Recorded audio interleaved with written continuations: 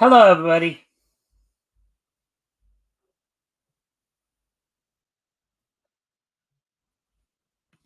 All right, Hello. welcome to the Mikestand, everybody. Of course, I'm here with RJ Carter from Critical Blast. Tonight, of course, we're going to be doing our the weekly look at the historical comic retrospect. Right now, going through comics that went on sale in January 1940. Tonight, of course, we're going to be focusing in on Fox Feature Syndicate. If you haven't already, if you can like and share the stream, see where you get some more friendly people to come on and engage, that would be appreciated. Also, if anything we talk about tonight grabs your attention, feel free to comment and or ask questions, and we'll do the best we can to answer those questions. RJ, would you like to kind of introduce yourself, talk about any projects you're doing, share any links, etc., Well, etc., etc.? that'll take up the rest of the show because wow, it's been a busy week. Um, yeah, we are preparing to take possession of both Wesley Snipes' The Exiled, which is going to be huge because it's going to be statues and comics, and we're going to be taking possession of that Umbrella Guy's Hunt the Littlest Umbrella, both Whoa, at the same you time. kind of went. I don't know if you were whispering there, but you kind of went low there for a moment. I have no gain on my microphone, so I don't know why I would have gone low. But we're going to be taking out a lot of stuff. Um, So we're actually going to be getting a third warehouse to hold everything. Okay. It's going to be a lot of fun. And as far as books go, we just put out a new book, the reimagined adventures of A.B. Frost's Carlo, which is a 1900 something artwork, but with all new text, so it's a little bit more modernized in the storytelling about a dog named Carlo who gets into all kinds of trouble and abuse. So do check that out. All right. Hmm. All right. So again, we're just gonna chat up for a couple minutes here.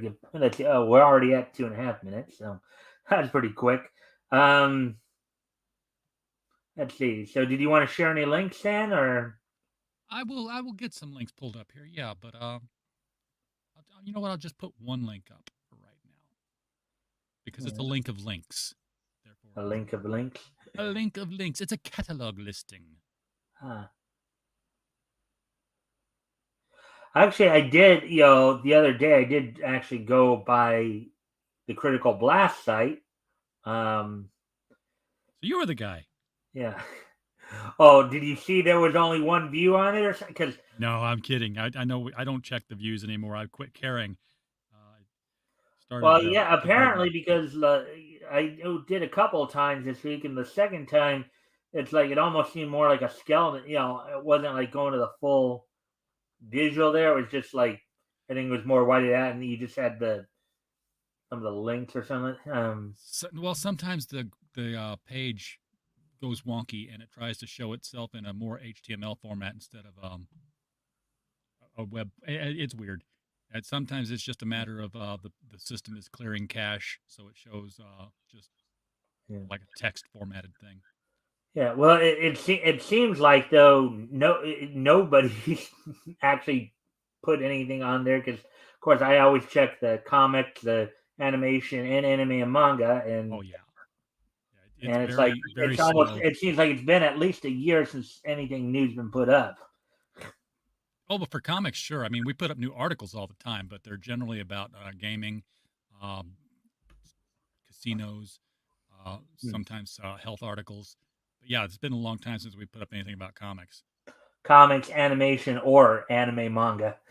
Yeah. Oh, and yeah, anime manga.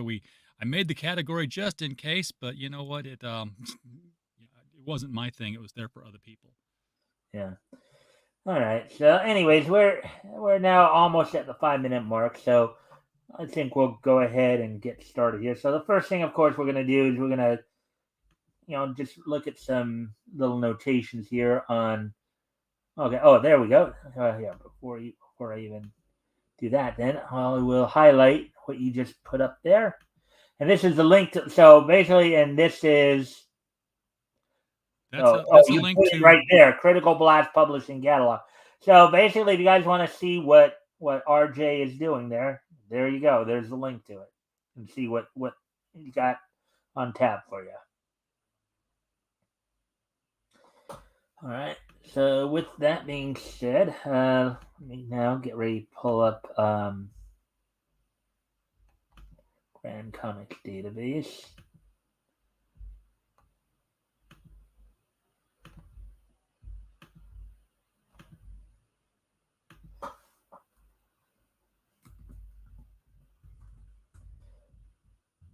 Now, as with a number of course, with what with what's gone on with specific characters, at this point in time, if a character proved popular enough, they would get their own eponymous book.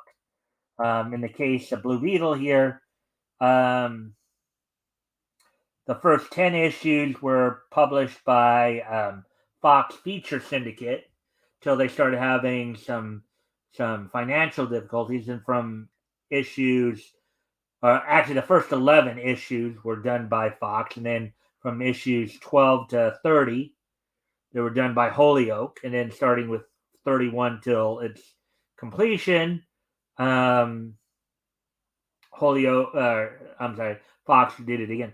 Note: Fox regained control of Blue Beetle. Other features from this series continued in the new Holyoke series, Sparkling Stars. Notes: often titled The Blue Beetle, with the definite article throughout the series, run on both cover and indicia. No issue number 43 published. But you see right there, have 1 through 11 and 31 through 60. So Yep. the issues 12 to 30, 30 are Holyoke did. yeah, So 31 through 42, and then it skips 43 and goes right to 44. Right. So anyway, so let's just look here. So of course, Blue Beetle #1 here went on sale date was apparently January 2nd, 1940. Um, and the one original story is this one, The Origin of the Blue Beetle, which will read 13 pages with, of course, script by Will Arnold, pencils by, or Will Eisner, I'm sorry. Pencils by Will Eisner, and with the layouts and the finished pencils of Charles Nichols. Charles Nichols did the inking on this one, and then all the other stories in this book were reprints from some of this from Mystery Men comics. Um, and the other comic we're going to, of course, look at here, Science comic. Science. Yeah, well, it's fun how some of these companies came up with some interesting names for some of their comics.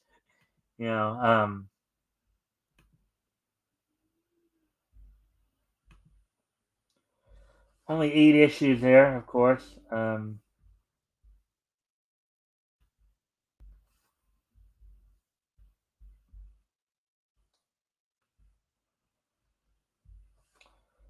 Here's the index or note. And of course, the two features we're going to look at, as I said on this one, are the Eagle, and now they had a hero called Electro, even though they were saying here he becomes Dynamo in the next issue. So Jim Andrews Electro.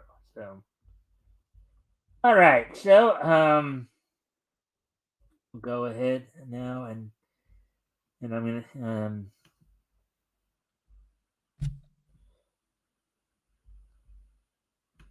are you ready to do some reading there, RJ? I am ready to do some reading. I'm doing. Oh wait, you mean to the comics? Yeah, we'll do that too. Yeah, that's what I was talking about. All right, so let me see.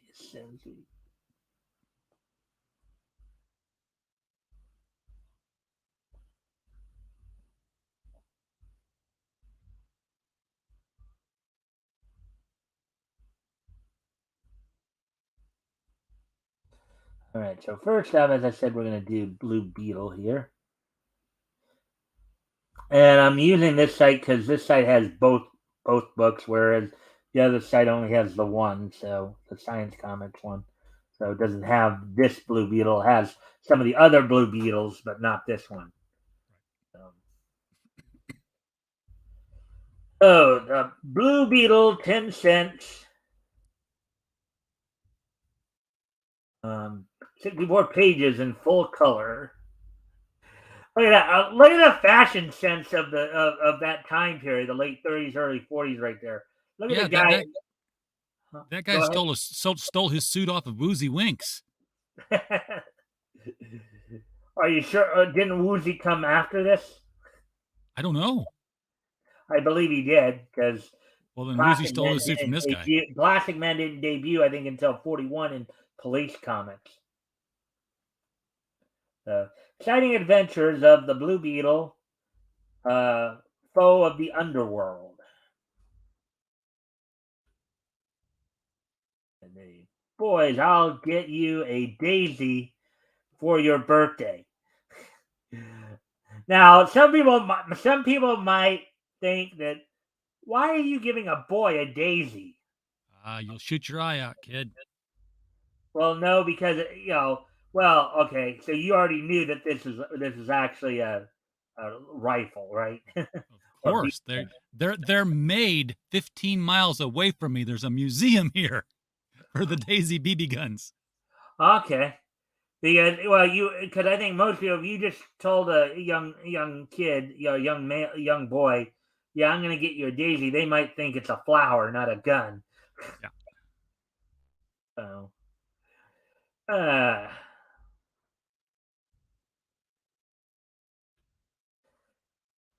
extra the blue. Well, all right, that's right. I let you do the the narration. That's not really narration, though. That's not narration. That's title. So, yeah, this All feels like right, it should have theme music. you ready, RJ? Can you see I that? All am right. ready. I can see it just fine, but I'm going to blow it up anyway. That's on my end here. Okay. Swooping down upon the underworld to smash gangland's denizens comes this daring, two-fisted character, the Blue Beetle. Sought by the police and feared by all criminals, this hard-fighting crusader for law and justice is, in reality, Dan Garrett, a rookie policeman. So he was like the Green Hornet. Sought by the police, thought to be a criminal, but And like Batman too, initially too. yeah. In a squalid tenement near a rumbling elevated of a large eastern city, yeah, a large elevated. So they were abbreviating elevated train. That threw me. In a squalid tenement near a rumbling elevated of a large eastern city lived the Garrett family. It is December 1916. December 6th, 1916. So Inside the house, Michael Garrett, patrolman, nervously paces the floor.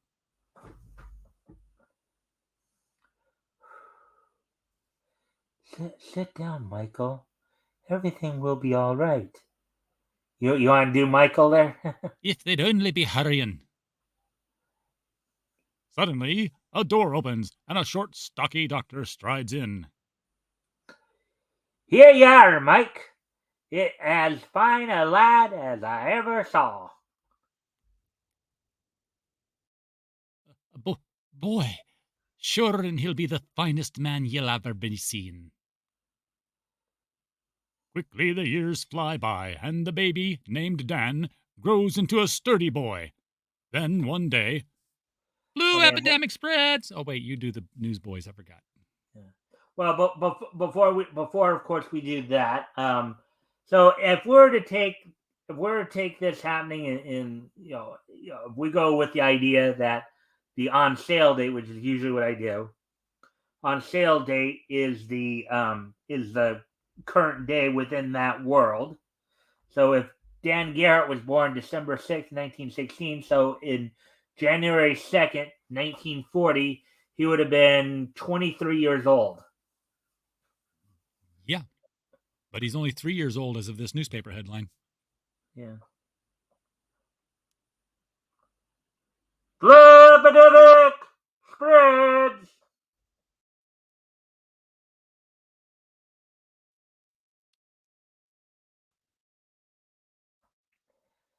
Mommy, where's mommy? Daddy, why is everybody crying? Come here, son. The angels grew lonely, Danny, and came for your mother to take her to heaven. Now, be a brave little boy and don't cry. I won't cry, Daddy. The years roll by. The death of Dan's mother made Dan more self-dependent and more self-reliant than most boys of his age. 19, 21, 22. No, Which, yeah, those are 1922. years. Those are years. Yeah, Okay. I'm like, well, he got a lot older than he could have been. yeah. 1919, 1921, 22, 1923, 24, 25, 26, 27. Okay. And then on into 1929 and 30.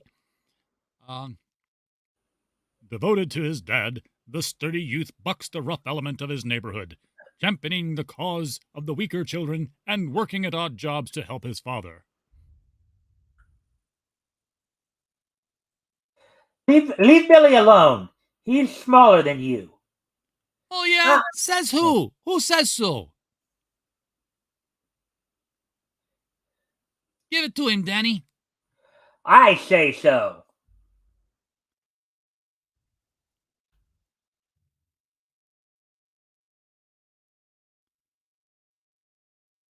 Now beat it.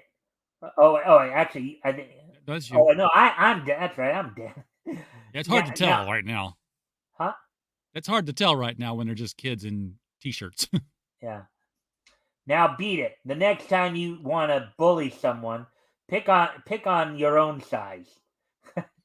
Normally you would say, Dot, "Oh, go ahead." yeah, go pick on someone your own size, yeah. Ah, that butch feller had it coming to him, Danny. It's closing time. You can go now. Oh, I did him, didn't I? Can I go home with you, Danny? Can I, huh? Gee, Danny, if not for you, all us little kids would get beat up. If Butch or the others pick on you, just tell me. So long, Billy. Hi, Dad. Have a hard day? Hello, Dan. Yep, that I did. Soup's on. You know, Dad, someday I'm going to be a policeman like you. It's a fine profession, Dan, but I was hoping you'd go to college first. I'd like to, but college is expensive, isn't it? Well, Danny, I've been saving a little, and soon I'll have enough to send you. Hmm. Now that's cool. Isn't that cool to hear? Yeah, saved up for college on a Yeah. policeman's salary. Hmm. Back then, I think it was more possible than it probably is now, right? Probably, yeah. You probably learned something, too. With a Yeah. goal to work for, Dan studied hard and saved the money he earned. Finally, graduation day arrived.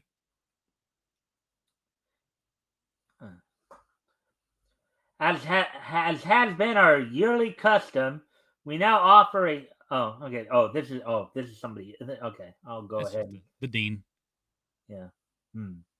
As has been our yearly custom, we now offer a scholarship to State University to our most outstanding student, Daniel Garrett.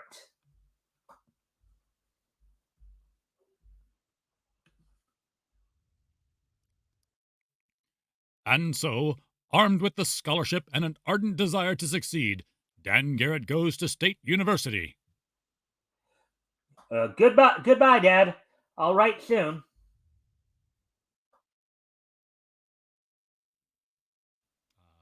These two guys, I'll just take the first one. A Yeah. Frosh. Let's see who he is. Maybe he'll be a good fraternity prospect. Hi, freshman. Welcome to State. Hello, my name is Dan Garrett. Not the banker's son. No, I'm afraid not.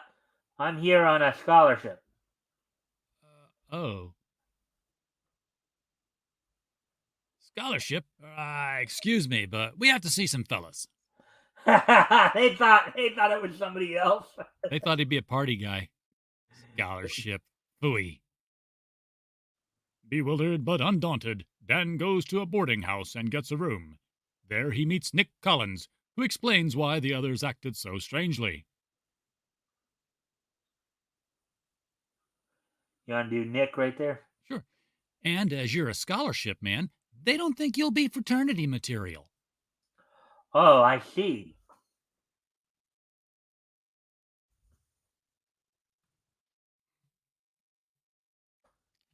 The next few days are busy ones, and Dan soon forgets his hurt. Finally, one day comes that call to all aspiring athletes. First call for football players.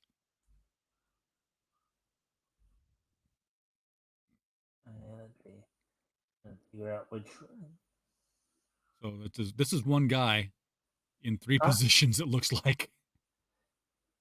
Yeah. Huh. When I played for Lincoln High, I was on the prep school varsity. Where did you play, Garrett? I think it is three different guys, maybe, or four different guys. I've never played organized football. But when the season opens, the coach calls out the lineup, and at wingback is Dan Garrett.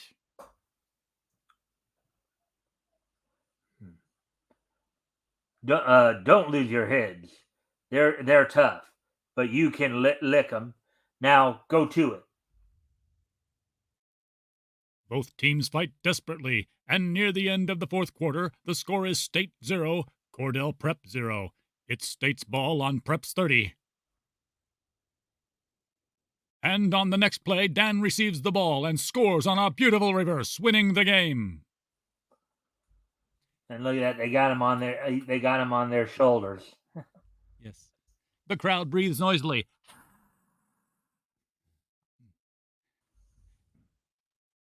I didn't see that, but No, I made that up because it sounds like a cheering crowd. huh. And at the end of an undefeated season,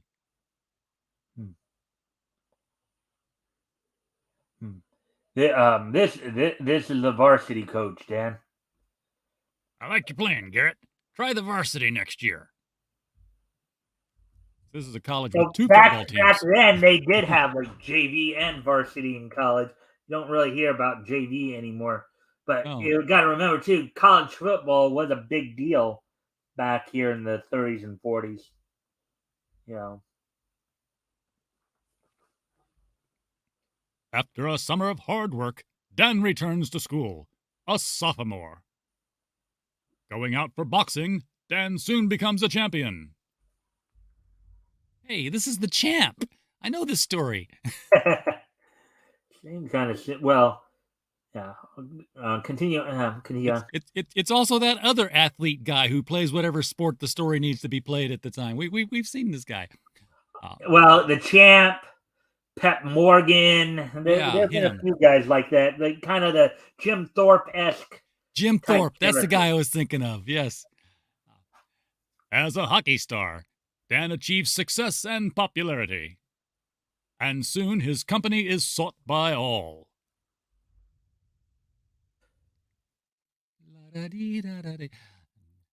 Happy hours roll into days and weeks and years. One day in his senior year, there is a knock at his door. Come in. Telegram, Dan.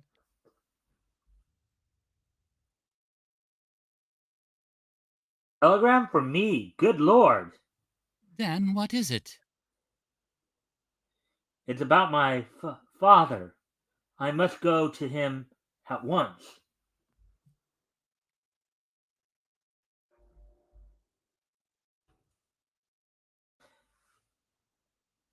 A few hours later, Dan rushes to his father's bedside. Dad! Danny boy, thank heaven you've come in time. I'm going to join your mother. Promise you'll finish school. Goodbye, son. Dad! He was a brave man, Danny. I know, Mike. Those dirty rats. I'll get them.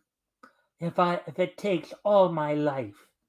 The Uncle Ben origin. Here we go. That summer, after graduation, Dan joins the police force, and with Mike Manigan is assigned to a patrol car. Your father and I were on the force together for 25 years, Danny. If only I can get my hands on the skunks that shot him in the back. Who are they, Mike? I don't know, Dan, but right after the murder, a girl reporter, Karen Dobbs, left a letter with the chief, only to be opened in case of her disappearance or death. So? I've a feeling the names of your father's killers are in it. I know she was near the scene of the shooting. Is there no way we can get to the letter? Nix, even the mayor can't get to the vault where it is kept. That's it's an interesting letter. Huh? That's an interesting security system they've got there. The police took it, put it away, and nobody can get to it. Kind of saw a similar. I've been watching the original Dark Shadows on Sunday nights on Tubi for a while now. And a few weeks ago, there was a similar situation in there. Julia had put her notebook in with Tony Peterson, which had all the information on her experiments with Barnabas. Anyways, continuing on here. Meanwhile, at the home of Chick Alonzo, a notorious gangster and gambler. The names here, like you ordered, boss. Well, Chick. Ah, Karen Dobbs, the News Ace reporter. I've had enough of this fooling around, Karen. Either you stop blackmailing me, or else. Bad guy telling a reporter to stop blackmailing. Okay. Yeah. Ha, ha, ha. You wouldn't dare. You kill me, and the letter left with the DA sends you and the boys to the chair for the murder of Mike Garrett. Not this time, Karen.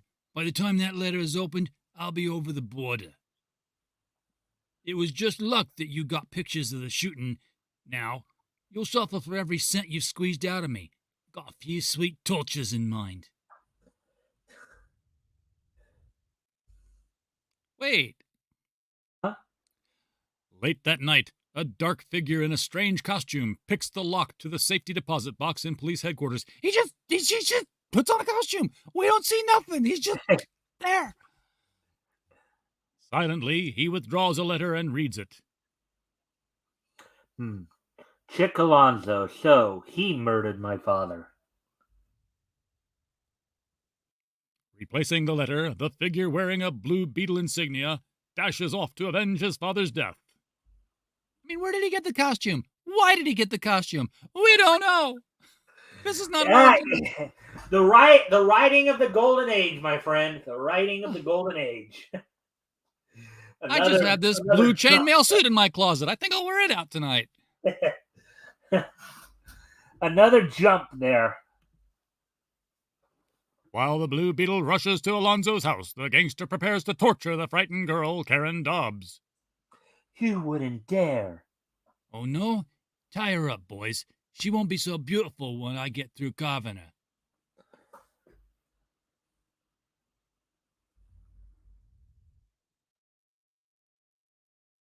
Take your hands off that girl. Hey, what the?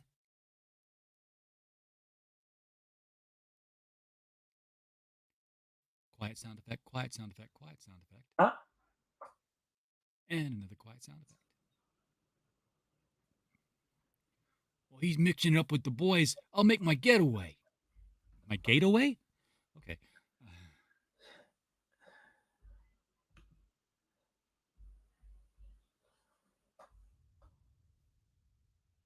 That could have been intentional. I don't know if that was really an editing error. That might have been Might have been a Brooklyn accent or something. Yeah, that's what I think. Quickly untying the girl, the Blue Beetle snaps out of command.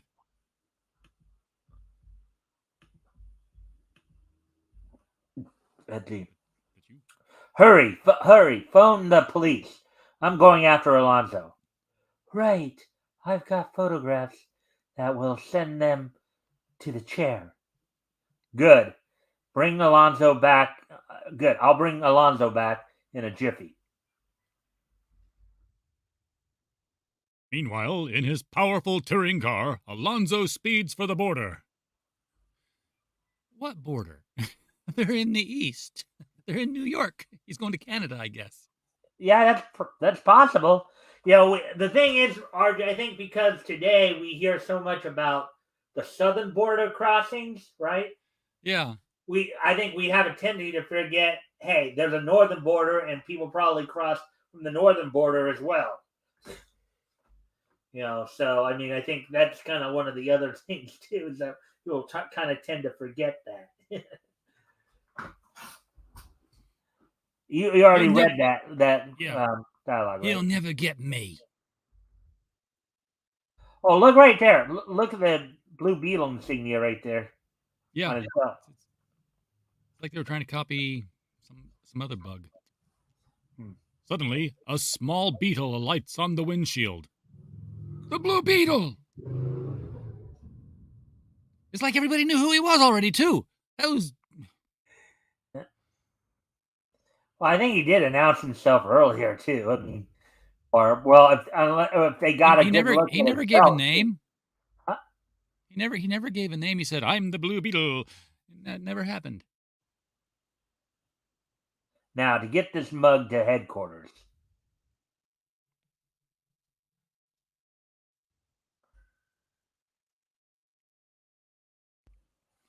An hour later, at police headquarters. This is the Alonzo gang, Chief. The girl says she can prove they killed Mike Garrett. Chick got away. Suddenly, the lights go out. Hey, what the? Put on them lights! I got the switch! As the lights go on. I think this is Mike here, so... Sergeant, look, it's Chick Alonzo. There's a note attached.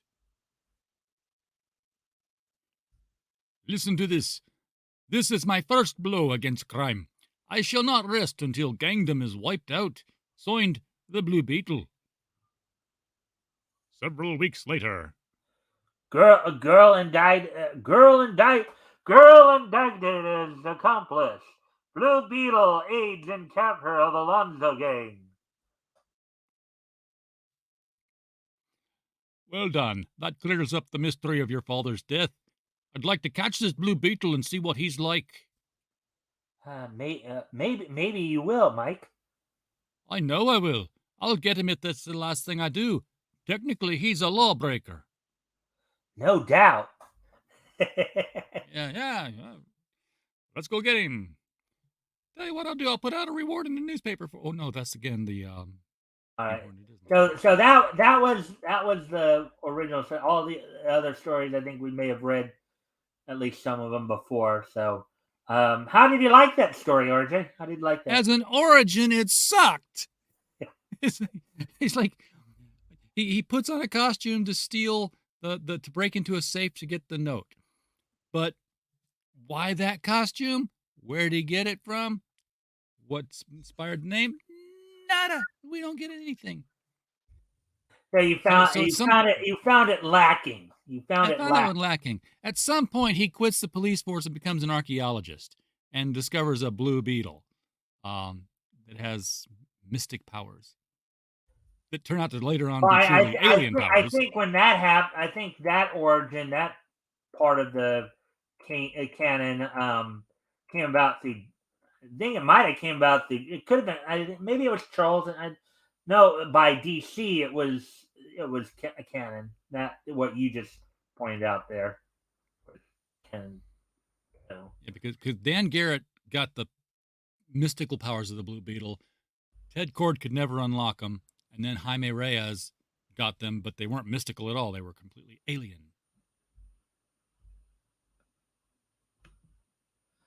Here we go. Science Comics number 1. Actually, RJ, if you want to talk to the chat for a moment, I know there's probably nobody here, but Wow. because I need to step away from the camera for a moment. I'll be. All right. Well, I will talk to the chat. Mike's got to go. And I can completely understand. I'm the same age. Where is our chat tonight? Come on, we're reading the Golden Age comics. I've told everybody how much fun this is. So y'all should be out here. I'm not going to leave the place with dead air, but I don't know what to talk about if there's nobody talking back to me. It becomes a little hard. Oh, don't clip that. That would be bad. So, wow, what can I tell you? We are working on more books right now at Critical Blast. We're going to finish reading this week for The Devil You Know Best, at which point I'm doing nothing but weeding out stories for that anthology all through February. So by the end of tonight, we will have the final proof copy for Wayne Klingman's The Buffalo Mob, which is another one of Wayne's true crime books. If you are a mafia aficionado, you'll want to check that out. And we will also have, I can't talk. That's a top secret project. I almost spilled the beans on. No, we'll have a final proof copy for somebody else's book that will hit crowdfunding in a week or two. So I can't tell you that one. Sorry.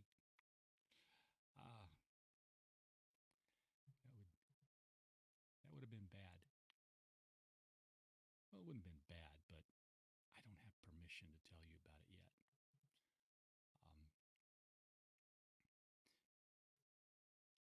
I wish I could give you a link to Carlo, but this is the thing. The link I gave you in the chat earlier is to the Critical Blast page of listings, and it will allow you to buy direct from the printer, which means that our authors will get more of the money. They won't have to split it with Amazon. So if you use those links, you're helping the creators line their pockets a little bit more than they get to do with Amazon proceeds. So RJ, did you have a chance to share the show tonight on like Twitter and all that, or X, whatever? I don't think I actually did. That might be part of the reason why nobody's here. Nobody knows the show is on. How could this be? I mean, I shared it on where I usually share it, like Facebook and Discord and all that. Not that I have a lot of traffic anyways. Here's the thing. Ethan Van Sciver is doing Trashcast tonight. So that's where everybody's he's reviewing Ripaverse. So, but the good thing about me is that even though I would of course like to have people in the chat and be talking about this stuff with them, they can always go back and watch it because I keep most of my streams up, obviously, so people can always go back and watch it. So, anyways, I'm going to look at Speed Comics Volume 1, Issue 1 there, and that's the Dynamo character right there. So we're going to have a couple more origin stories here then. Oh, look at that damsel in distress right there. And look at all those people. Yeah. She's covered under a blanket and she's about to get drilled. Because that's what that guy's holding. He's holding that's not a needle. That's got a electrical cord out the other, and she's about to get drilled. No double entendre here, folks.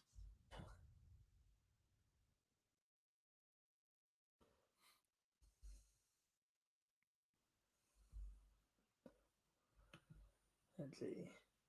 All right. So let's see this. All right. The Eagle by Lester Raid. So that's the eagle right there. Does the design look familiar to you? G-Force. Well, G-Force might have been what? Oh, so somebody I guess commented on something there. Oh, somebody was commenting on something I commented on from another video. That's I was responding. I saw a notification I just got. So, old comment. Who are you seeing? Well, okay, G-Force is a good one, but I was thinking Silverhawks. Oh yeah. Silverhawks. Silverhawks, partly Wings of metal. silver. Yeah, so I was thinking Silverhawks actually, but yeah, G-Force could make the art, but I think it is more Silverhawk because if you saw how he has the design there, Yeah. you remember from Silverhawks, and they put their arms to their side and then flash them up to get their wings out, their space wings there. Right? Out of the heavens comes a bird-like figure to start a new and more devastating war on the evils of crime. The Eagle. Bill Powers, young scientist, discovers an anti-gravitation fluid which, when placed on his specially designed wings, enables him to fly like a bird. And instead of selling this for millions and millions of dollars and retiring comfortably, he decides to go out and fight crime. You want me to be the butler? Yeah, okay, go for it. Ah, sir, I'm glad to see you back from your vacation. Thanks, Jason. I'm anxious to get started on my crime cartoons. Any new crime occurrences while I was away? So I'm guessing you might be a cartoonist then, huh? Must be. Yes, sir. There's a gang of hoodlums overrunning the city. The police can't get their bloomin' hands on the culprits. They can't be stopped. Just what I've been waiting for. They call themselves the Purple Gang because they all wear purple suits. It's kind of funny. You know what's kind of funny about that? What's that? That's not the first time I've heard of such a gang.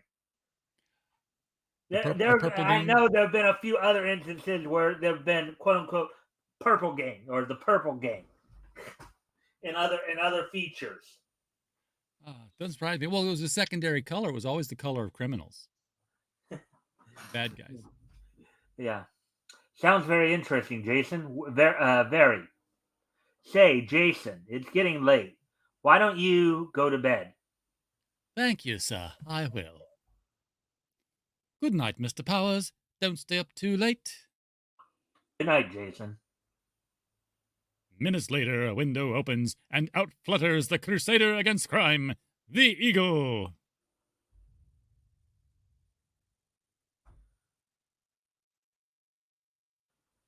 Circling the... I was just going down to see if there's anything down there. Okay, so... All right, go ahead. Sorry about that.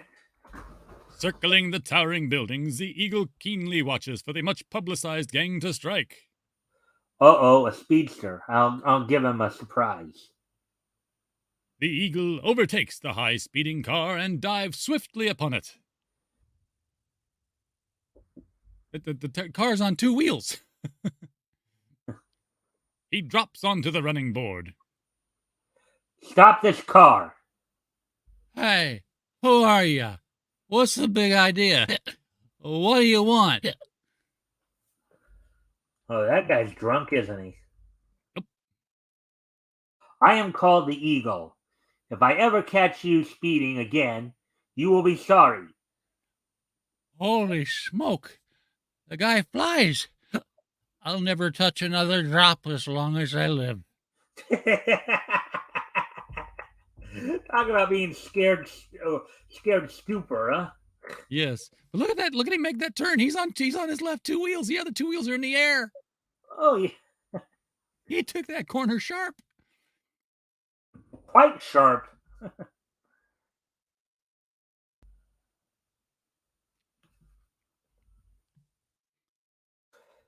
Purple suits. That must be the gang there. Yeah. Nothing Actually, like wearing identifying clothing. The only thing is, though, is look at that. That wearing looks a brown more suit. I think that looks more pink or beige than purple. Yeah, there's nobody wearing purple in this picture. When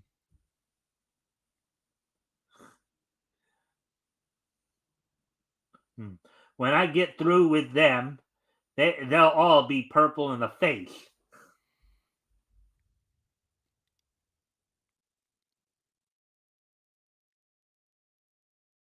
Now, Rat, tell me where your hideout is, or I'll drop you. Oh, wow. Now, this would probably not go over today, right? Oh, this happens all the time. Batman did this in the first movie. And in Dark Knight Returns. No, please, I'll tell. It's at 105 Main Street. Thanks. Now I'll drop you at the police station. Yeah, they have a Main Street business front. Okay. Great Scott. This guy's got a mark on his face like that done by an eagle. I've seen eagle attacks before. That's the exact mark they leave. Now to take care of the rest of the gang. What do you want here? This isn't a masquerade ball. Scram.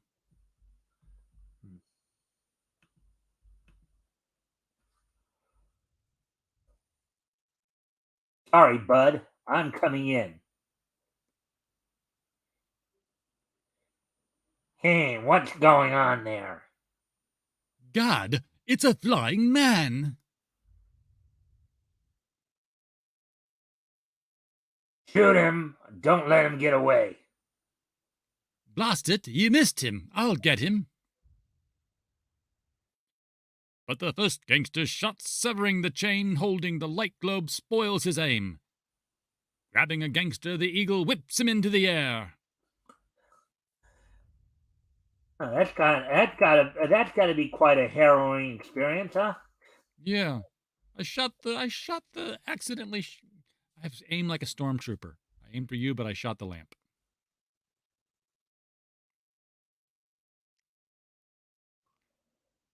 Hey, let go! What the? Help! What do you want for nothing? You're getting a free. What do you want for nothing? You're getting a free ride. I'll just hang you up here. Look at his face. Yeah. He's like he he looks almost scared. seems a little like scared / dumbfounded. He's hanging at pretty high. Those are pretty tall walls. I mean, look, there's the chair is way down there. They haven't even hit the ceiling yet, and there's pictures hanging up there. Here he comes again. Now all fire at once.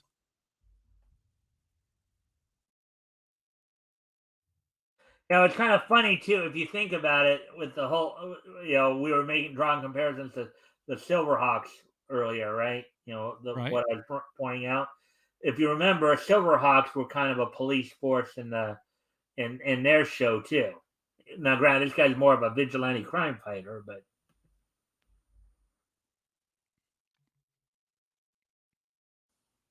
Hey, where is he? there he is. You're wrong again. Quite agile too in the air. Yeah, he should call himself the Hummingbird. I'll relieve you of the shooting iron, my friend. Stand back. Stand back to back. Then we'll be able to get him. Bang! Bang! Bang!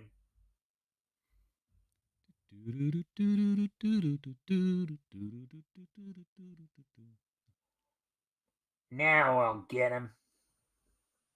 The eagle gyrates around the three thugs, then drops on them with lightning speed.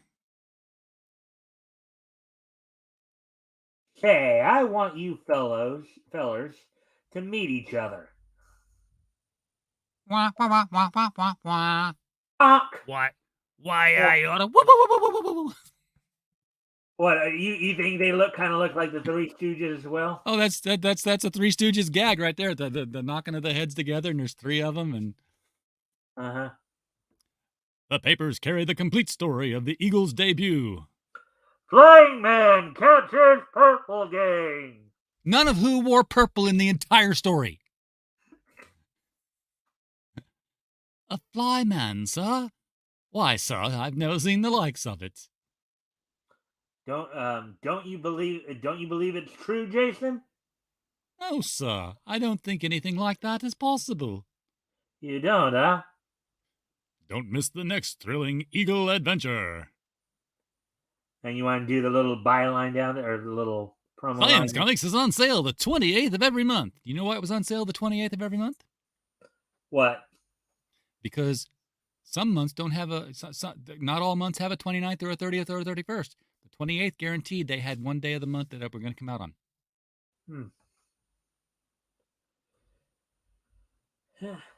All right. Electro. Hey, somebody finally showed up. Hey! Hail Xena, JR. Xena, our only true savior. Hey there, JR. So we got RJ in the studio with me. We got JR in the chat. So there we go.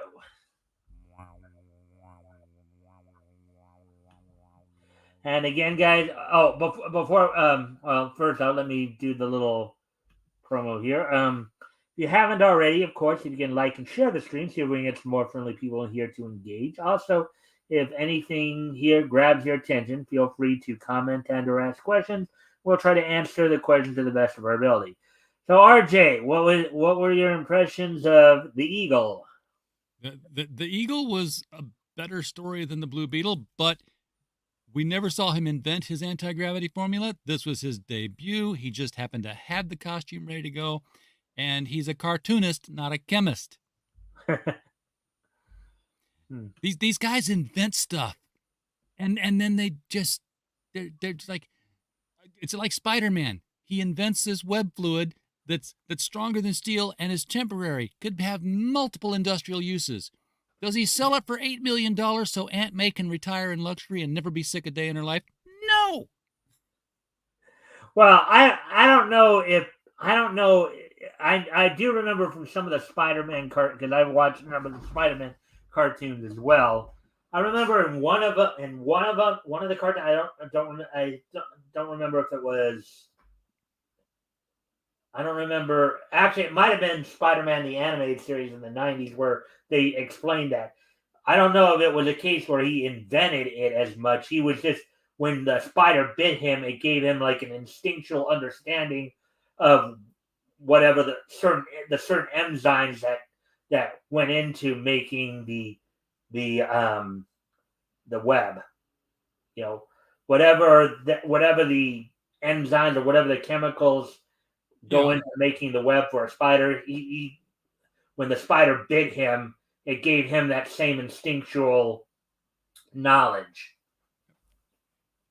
I'd like to know. I'd like to see a Spider-Man story where he buys the components, because it's like it.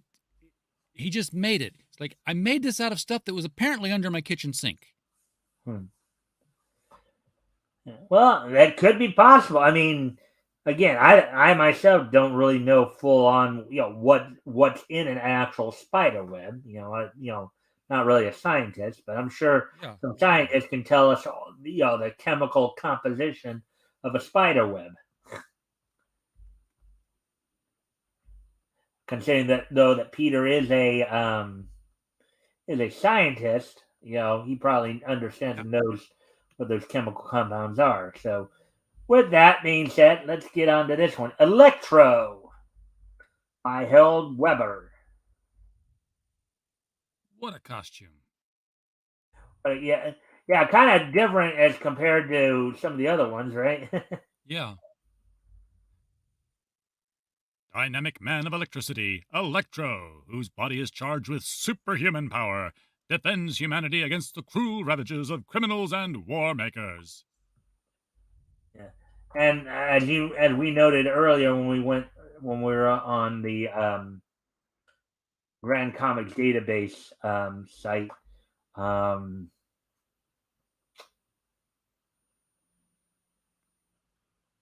Electro will become Dynamo. He will become Dynamo in the next issue. So, before, hold on, let me just check. Okay, just needed to check the panel, make sure that. Go for it. Jim Andrews, electrical scientist, is working with a pair of giant electrodes. Good heavens! There's going to be an accident there. I better get to Saunders. He'll know what to do. The electrodes will explode in 2 minutes, and there's no conductor. This is terrible, Andrews. There is no way to stop the explosion. What are we going to do?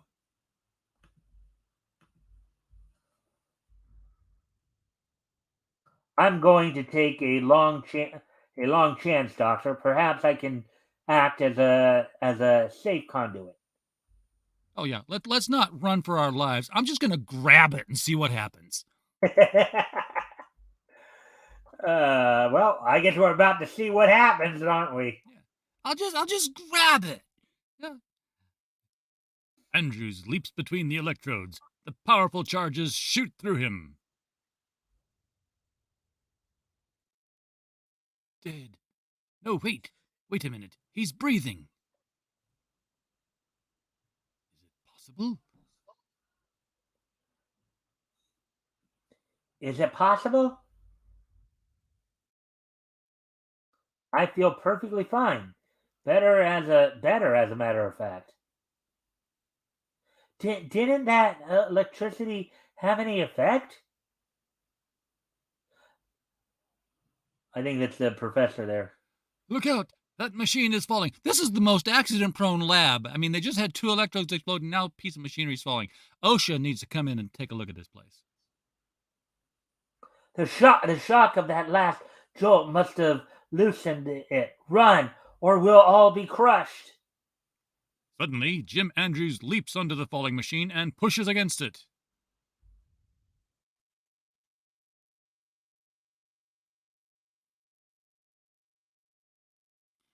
And miraculously shoves it back into place.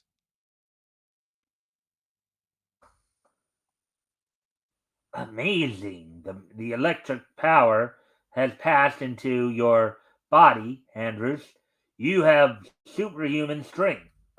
Let's all run through it. Oh, no, that doesn't happen either. My electrical power is limitless.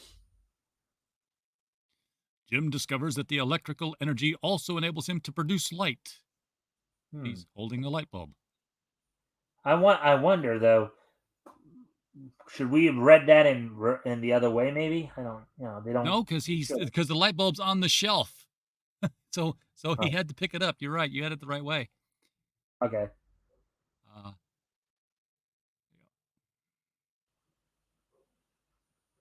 I must learn to put this power to good use. Electro shall be my name. I can no longer live as an ordinary human. Why? Just because you're strong and you can light things up, you can't live as an ordinary human? Okay, sure. Well, here's my thoughts on that. Maybe because he's kind of like a live wire, right? Yeah. You know how they tell you that if there's a down electrical wire, not to touch it because it'll like shock you. Okay, that might be the situation here. He might be a living live wire. We could go with that. Let's see how that works out here. Meanwhile, a foreign power, Gerlandia, no relation to Germany, is planning an attack on the United States.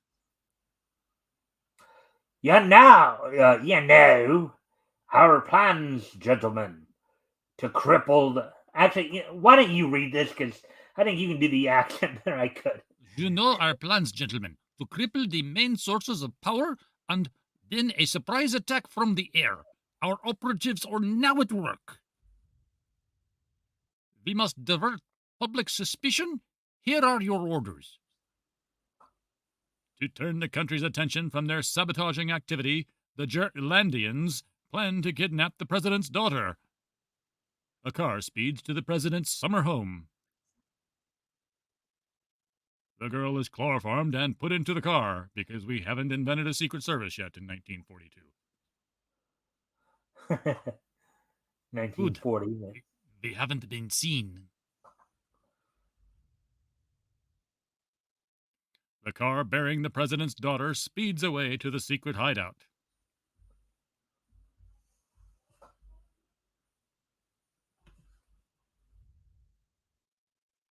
The wrath of the entire nation is stirred against the kidnappers. All attention is focused on the crime. President's daughter kidnapped! Daughter kidnapped!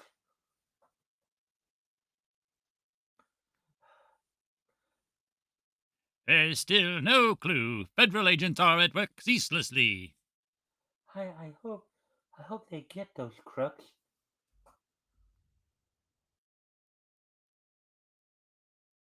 Every day, ransom notes are sent to the White House. But where are they hiding her? Electro decides to take up the search, confident that his new power will help him. I can be useful on this case. Electro transmits himself on a powerful electric beam. You know who this kind of reminds me of? A little bit? Black Vulcan. Black Vulcan! Do-do-do-do-do-do. Airwave. It could be another one, yeah. Good point there. Arriving in Washington, Electro finds the city plunged into total darkness because he shorted out all the electricity when he landed. The enemy has started its campaign of destruction. Lights! What's happened to the lights? Oh, look, a problem tailor-made for a man full of electricity. A blackout. I can fix this. And you know what's kind of funny here too? Would you say that this feature is perfect for a book called Science Comics? Oh yeah, it's it got electricity in it. So therefore, that's science. Electricity. Where does it come from? What does it do? And how can it work for me? Yeah, you know where that's from, right? I know the song. I just don't know. Schoolhouse Rock. Yeah.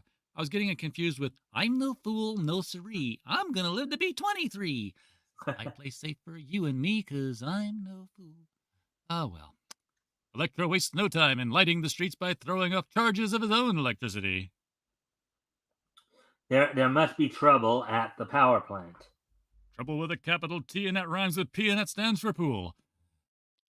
Arriving at the darkened powerhouse, Electro relights it. I thought I'd surprise some rats in here. Hey, how'd those lights go on? Shocking them with a bolt of electricity, Electro stops the escaping Gerlandian spies. Oh, that's right, they were Germans, not mobsters. Unless you fellows are anxious for another dose, you'd better tell me what your game is. All right, we'll talk. A fleet of Gerlandian bombers will fly over Washington in about 10 minutes, and... 10 minutes? There's no time to lose.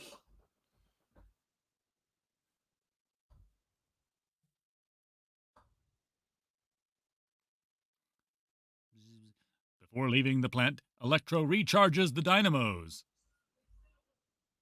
Because that's how electricity works, boys and girls.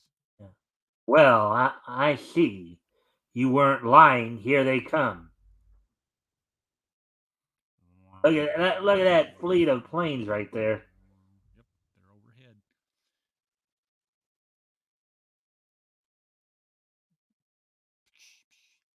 Enemy planes are stopped, paralyzed on Electro's powerful electric screen.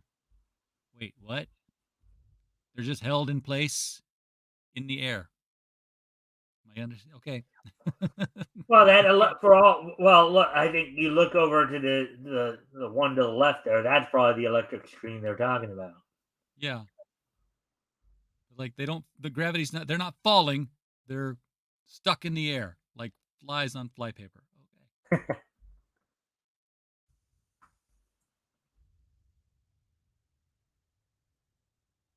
Now tell me, what do you know of the whereabouts of the president's daughter? Yes, I'll tell you. Well, I'm listening. The underground stronghold of the Gerlandian agents is 20 miles from here, in the town of Somerville. She is being held there. With the speed. I almost started. Go for it, RJ. Sorry about that. With the speed of lightning and the roar of thunder, Electro flies to the seemingly peaceful town of Somerville. A harmless-looking little cottage is his destination. Very small town, one house. But inside the entrance, Electro finds a huge steel door. He cuts his way through the heavy steel with the force of a blowtorch.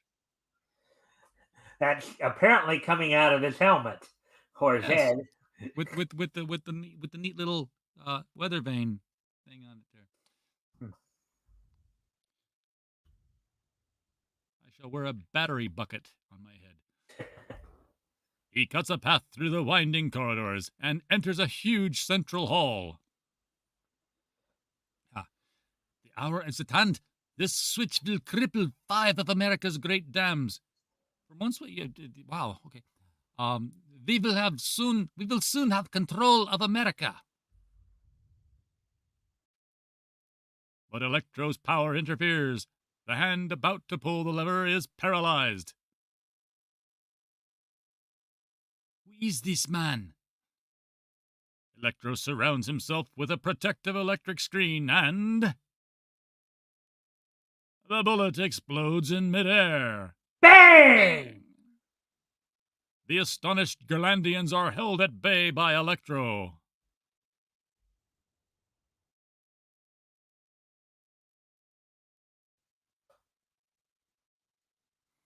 Bodies and minds numbed, the villains respond to Electro's query. Where's the president's daughter? At the end of the south corridor of the laboratory.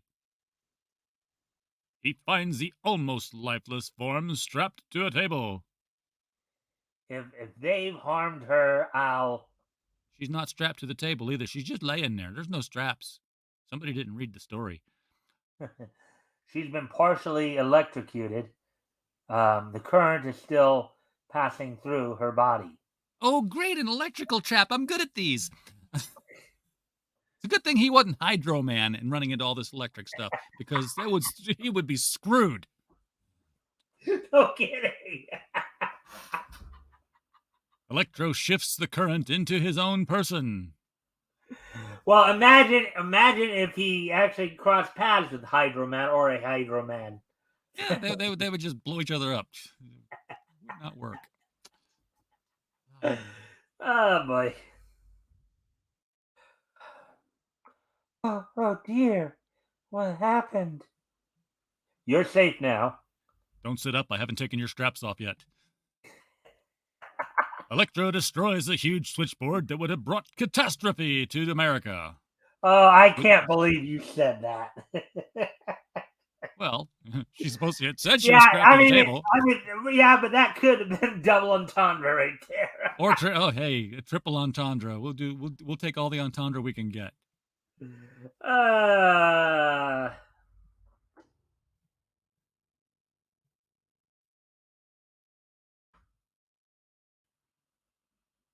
The control board crumbles under the force of his rays. Electro hurries back to Washington with the president's daughter, who he's holding, so let's throw away that entire we can't touch anybody thing. Therefore, yes, I can live with a human. The villainous Gerlandian agents are dragged along on separate beams of electromagnetism. Because why not?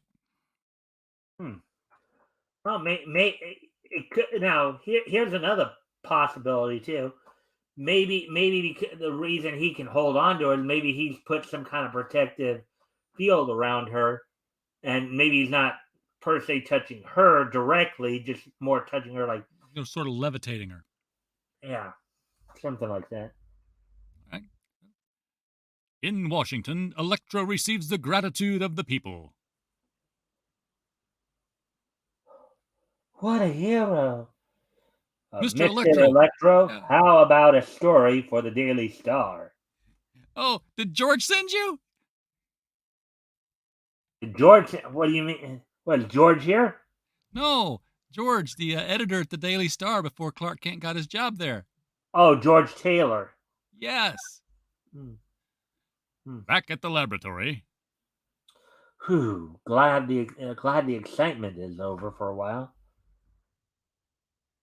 He resumes his researches on electrical energy. Oh, so he is going to go back to living like a normal human now. Okay. Read more about Electro's startling powers in the next issue. Okay, so here's the thing. He ran between these two giant electrodes and got power. At least 4 other scientists saw this happen with immediate results. not one of them said, "I'm next," and just runs through it. Well, it's kind of funny because if you think about it, I think part of that in that too is it's one of those 1 in a million type scenarios, right? Yeah, It's but I mean, they could have had the electrodes explode to where they weren't there after the accident. They couldn't be rebuilt for some reason. They were built with a strange element that they couldn't find any more of. No, they were still there. He could have just they could have all run through. Science Comics is on sale the 28th of every month. So there we go again with that one. So we're just past the 1 hour mark. We could probably do. Wow, we went through those 3 stories. So what overall? What was your impressions of that story, RJ? The best of the 3. We had an origin. We saw how he got his powers. We saw him, if not for any reason other than altruism, decide to become a crime fighter. We didn't find out how he got the awful fashion sense to pick a bucket and put an antenna on it and wear it as a headdress. But other than that, we at least saw him get his powers, and it made that kind of sense. Yeah. So did you want to try to read at least 1 or 2 more two more features? Let's go for one more, and then I need to get to work on the next book that I'm working on. Okay. Just give me a sec so I can. While I'm just looking up some stuff real quick. Why don't you talk to the chat here? Hail chat. We'll talk again. So I'm running out of Friday night, ain't I? Because I've got a deadline to get a book edited. Several books edited. Again, hit the link in the stream. Find out all the books that we're publishing here at Critical Blast. And I will, you know what, even though it's not a direct link, I'm going to go to Amazon and pull up the link for Carlo.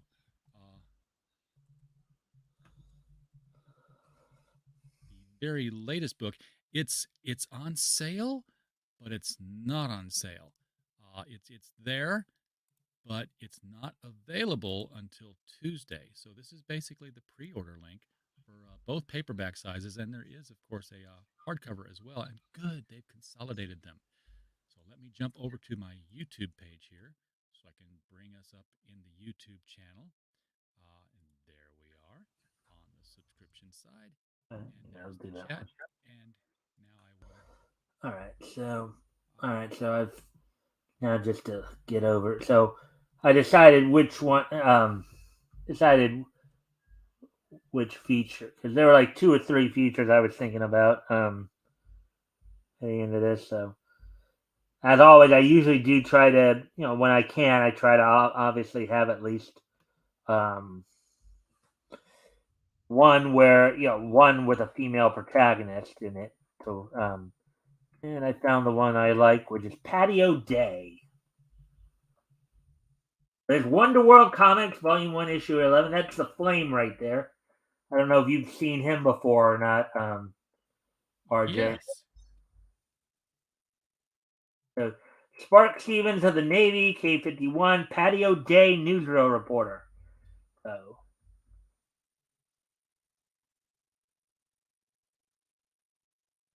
we'll get to that here.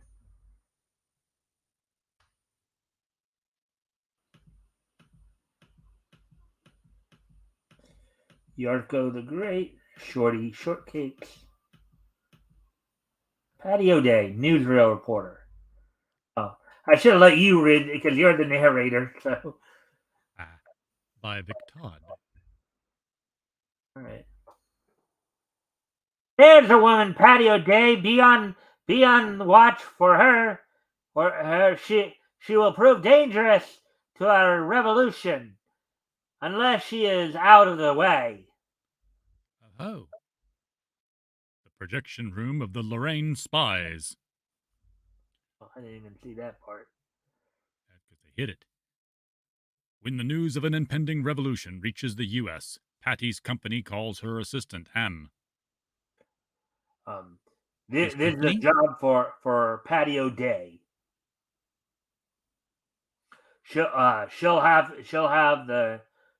to dig the news up herself. We have only rumors. You'll go with her, of course. Yes, Chief, sir. Shortly afterwards, sorry. we find Patty O'Day and Lord Mike in Paris. Lord Mike. You got you got the tip from the cab driver. It may be a trap. Oh wait. Oh, I got her. I got her. Don't try to hold me back. I'm determined to go. Just think, a revolutionary plot, and only me assigned to it. What a scoop!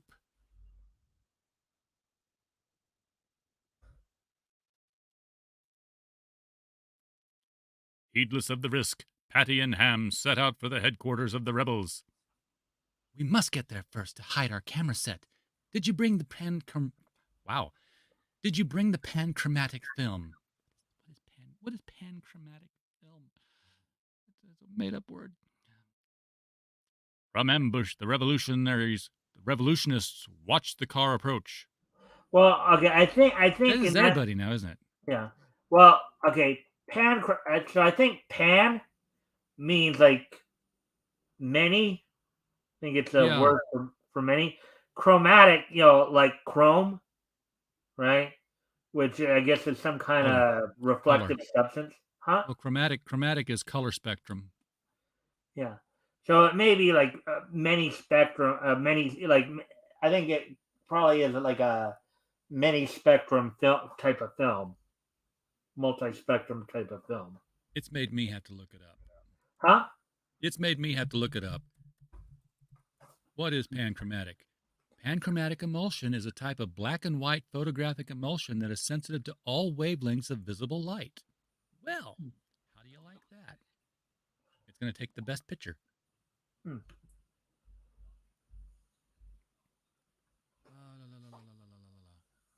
Okay.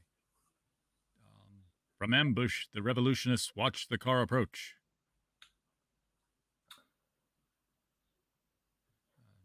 Duck, I think that's Ham. Yeah, that's Ham. That's the Jimmy Olsen. Duck, Patty, here's where I go into training. Death to the American. Come on, I'll lick the bunch of you.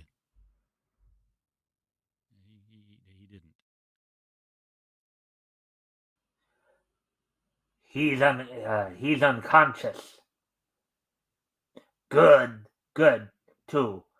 Too bad he has fallen down the well. Ha ha. Now he's dead. You murdering beasts! We only follow orders.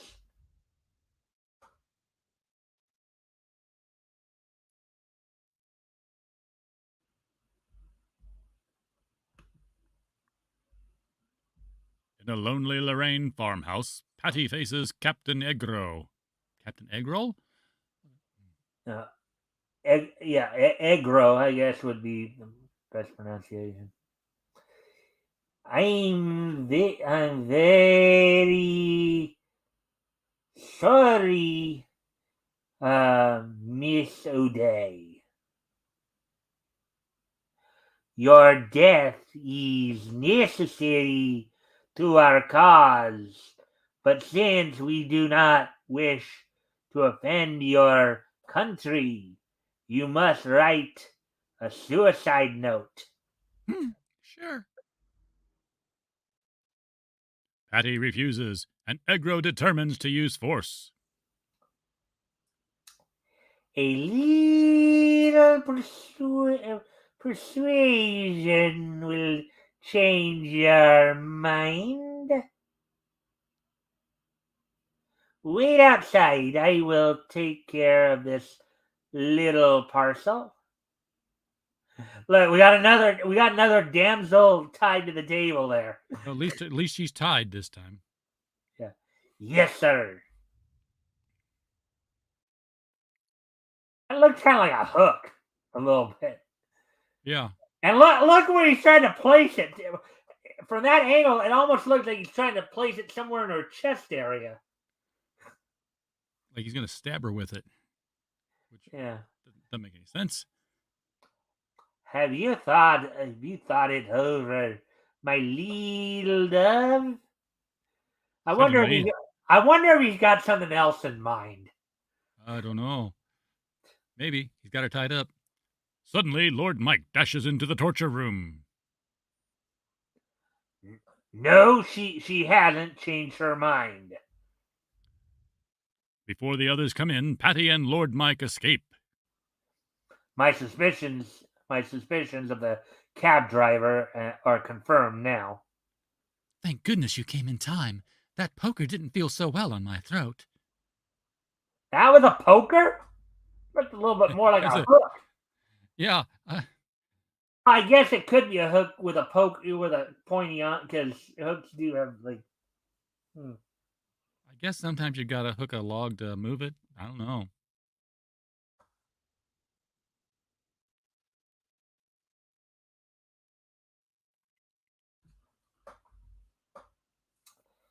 Outside, Lord Mike and Patty are seen, chased by an angry mob of rebels.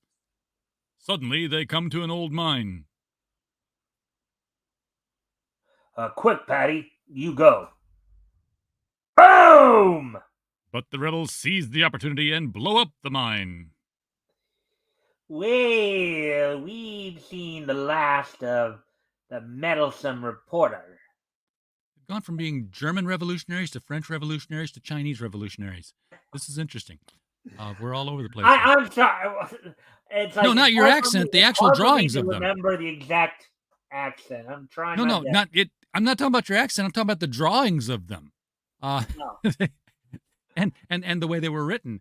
So I mean, that guy was definitely Chinese, but the guy before was definitely French. Meanwhile, Ham, at the bottom of the well, which is apparently quite dry, recovers and works feverishly at his bonds. I must get out of here and help Patty. At last, Ham frees himself. Halfway up the well shaft, the rope snaps. Ham grabs at the wall of the well.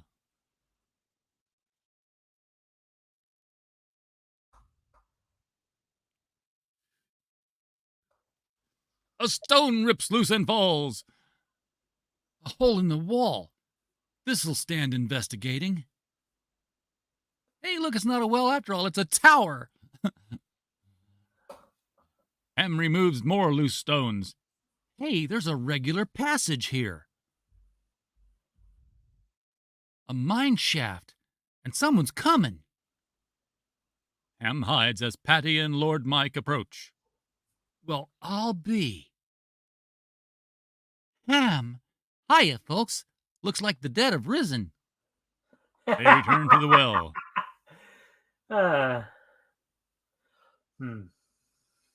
I'll climb the rocks and let the rope down. Something Ham was obviously incapable of doing. Here she comes. Now, to give those rebs a little surprise party. Won't they be glad to see us? Yeah, I don't know if glad would be the right sentiment. Yeah. Hey, there they go. We can't let them get away like that. Glad they left the car intact. Hurry up. We have to do some flying. Good shot, Lord Mike. Was there a shot? Oh, there was a shot. Bang. The rebels' car skids wildly, Lord Mike's bullet having punctured the rear tire. And this is why you wear your safety belts, gentlemen. Crash! And look at them flying there. Look how crowded into the car they were in the first place. This is like a clown car with a coffin-sized engine. Actually, if you think about it, at least the one panel here, the car actually looks kind of like a coffin. Yeah.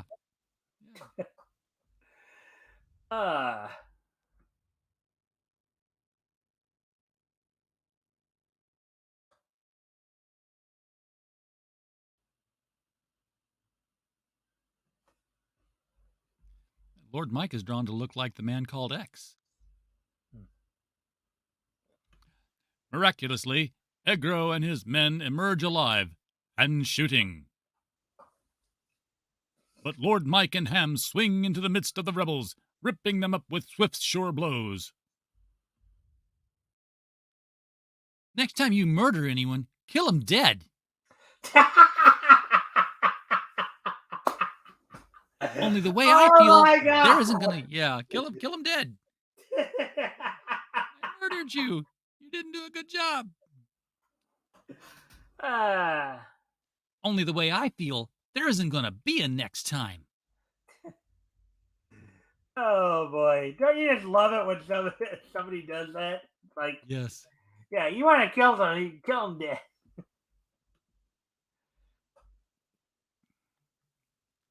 Lord Mike and Ham packed the unconscious mob in the car. Big car. And speed to Paris. They are French. Okay. Before the general staff of the French army.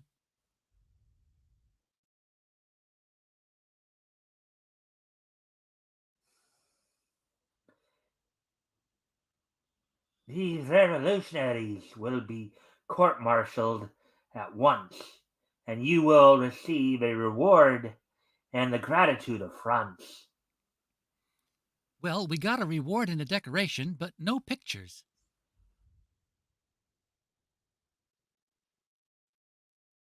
Back in America. What, no pictures? No, but a dead reporter wouldn't be much good to you.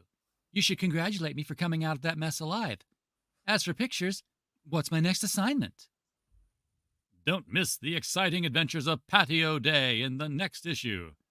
Wonder World Comics is on sale the 28th of every month. All right, so how did you like that one, RJ? Well, she's no Brenda Starr, but then who is? Nor is she Lois Lane or any of the other girl reporters from that time period, right? True. I mean, she didn't really do anything except, watch Ham and Lord Mike do the fighting and be there. Yeah, but I usually do like to. Yeah, and I know you said you got to get going here, so I guess we'll start to wrap. But if you can still stick around for a couple minutes after the show for post-show, that'd be appreciated. Yeah. So you still so you're still short on time then? Do you still need to go? Because I actually do. Okay, so then we'll wrap up. What we'll do now is we'll go through this day in each history segment, and then we'll wrap things up here. So one of my shorter historical comic retrospect, it's understandable. Let's see. Today being Friday, January 26th, 2024, let's take a look back at this day in each history. History! So, first off, we're going to head back to the year 2000, as on this date in the year 2000, the fifth issue of Batman Beyond, Volume 1, the fifth issue of Volume 1 of Batman Beyond from DC went on sale on this date back in 2000, 24 years ago today. Sold for $1.99. It's 32 pages. The story was called Perfect Pitch, written by Hilary J. Bader, penciled by Craig Russo. Rob Lee did the inking, lettered by Timothy Harkins, with Lee Luridge doing the coloring. And it looked like he was going up against Shriek in this story. Any of those names you recognize, RJ? I know Hilary Bader's name, yes. All right. So with that, we'll move on to the next piece in each history. As we head forward to 2009, which was 15 years ago today. As on this day in 2009, the night following the 2009 Royal Rumble, WWE held its Monday Night Raw event from the Wolstein Center in Cleveland, Ohio. Main event, of course, saw Chris Jericho defeat CM Punk in an Elimination Chamber qualifying match. A couple other Elimination Chamber qualifying matches happened that night. Rey Mysterio defeating William Regal with Layla in his corner. Kofi Kingston defeating Kane in another qualifying match. And the show opened up with a World Tag Team Championship match in which champions Miz and John Morrison defeated Crime Time.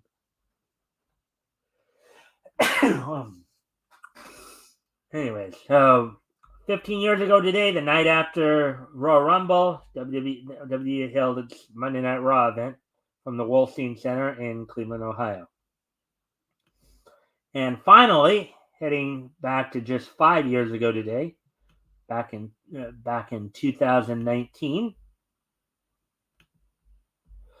Rooster Teeth's Genlock premiered on was released or premiered, I guess, on the Rooster Teeth network along with HBO. So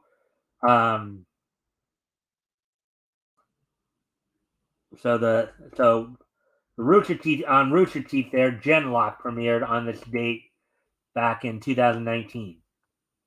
So with that, I thank everybody for being here tonight. Hope everybody enjoyed the show. Of course, we're back here this Sunday. Hopefully, I can get you to come back on Sunday to join in on the conversation on Sunday. Did you have a chance to watch last Sunday's Mike's weekend edition, RJ? I did tune in for that. You got him. Yeah. What did you think? What did you think of the show? I watched the replay of that. I tweeted it out and I told people, hey, he's got guests.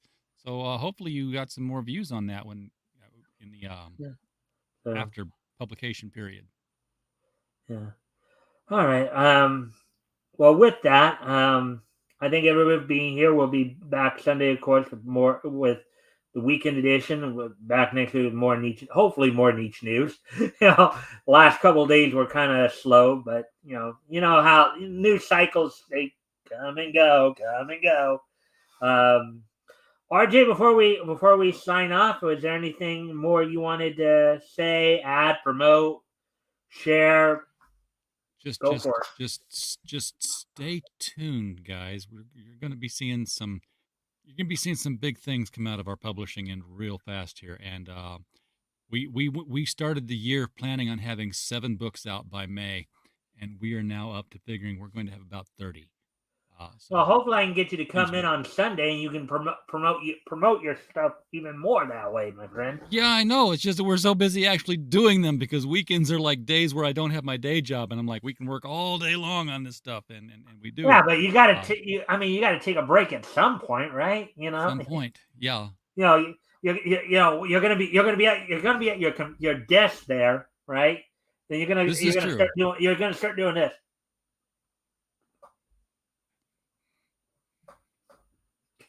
Get what I mean?